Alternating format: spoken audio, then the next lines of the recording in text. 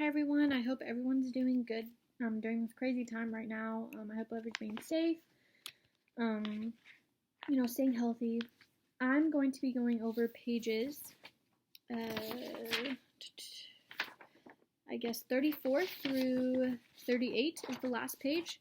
It's Article 29, Addressing Campus Sexual Violence. So, one thing I wanted to kind of touch about first was what Boyd, I have a lot of stuff highlighted, so I'm going to have to run through this quick because it was a really good article. I liked it a lot.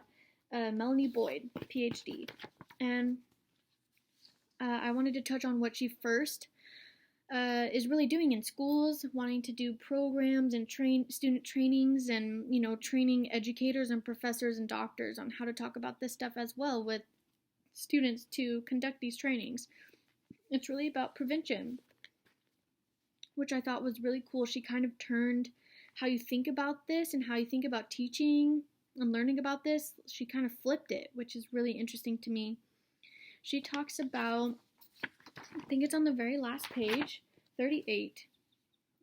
She said this is very different from traditional peer educator work in which students are asked to are not asked to raise awareness of the risk. Instead, students focus on environmental level identifying times, places, and practices where pressure or disrespect are normalized, and then building alliances and transform those dynamics into ones that instead foster mutuality and respect. So one that kind of, when I read that, I instantly thought of, like student to student advice and education and, help. Helping each other out. I thought about that, that time or place or where pressure or disrespect is normalized. I thought about a party. I had a guy I knew I grew up with. It was my second year in college and in my hometown.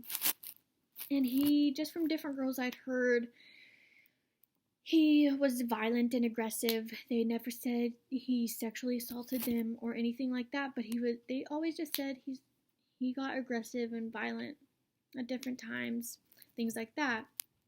So now I'm seeing that and I'm like, I could have taken that into action, prevention. I could have, but what was I supposed to do? Go up and tell the girl, that he brought to the next party, oh, this guy has a, history of pushing people, of pressuring, violence, aggressive.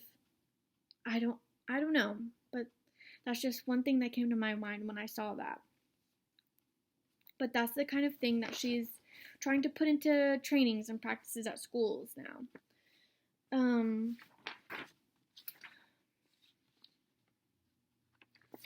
I think another thing that I wanted to talk about was it's on page 36. It starts to talk about the myth of miscommunication in these cases in, sexual assault, rape, sexual violence. The myth of miscommunication plays a big part, I think. She talks about it, like I said, on page 36. Talking about consent, implicitly and explicitly. It teaches students that sexual assault is a failure of communication. That is simply not true. Yes, there are communicative challenges in sex. Yes, confusion sometimes occurs, but that is not what causes sexual violence. As a large body of research in linguistics, psychology, and communication demonstrates, people are extremely skilled at discerning among baseline agreement, refusal, and ambiguity. We practice these skills many times every day in non-sexual situations, but the problem is we carry those over into sexual ones. So that's, sexual assaults do not occur because people are confused about potential sexual partners' willingness. They occur because a small percentage of people are willing to disregard signals of refusal and ambiguity. So, that's just kind of what I thought about that. I thought that was really interesting, but more on this myth of the miscommunication, has very real consequences. For the victim, in these cases, it can go towards the side of the aggressor. They can ask, oh, did she say no? The word no always pops up in these different situations too, which really kind of aggravates me, but it pops up in these. The word no. Not, oh, did she push you away? Did she say, let's go get ice cream instead? Did she say, I don't know? Or can we do something else? Or did she pause for a really long time? Did her tone of voice change? Those are all different signs. And if you were to see them played out in front in different situations, you would be able to understand that just means no, or refusal. So the thing that they're doing is create consent trainings that debunk rather than reinforce the myths of miscommunication by affirming students' trust in their own communicative competence. This is on page 37. She does this by having students run their own small conversations, just with another person in these trainings, just student to student, peer to peer, by acting out a basic invitation response scenarios, watching the signals unfold. And then, she'll either videotape that or record them, and then they replay it and go back over it. And it's so easily, they can so easily see that, oh, yeah, of course that means no, or of course that means a refusal, or something like that. They can totally see that.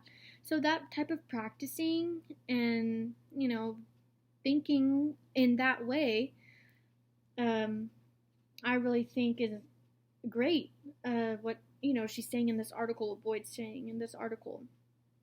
The ultimate goal, still on page 37, the ultimate goal of this workshop is to help students become a bit more sexually empowered, which is not only an effective form of protection, but also an important aspect of the stronger, more positive sexual culture that we are hoping to create. So I think that's great. Thinking outside the box on these situations, thinking, how are they acting? How are they, their tone of voice, body language, not just thinking the word no.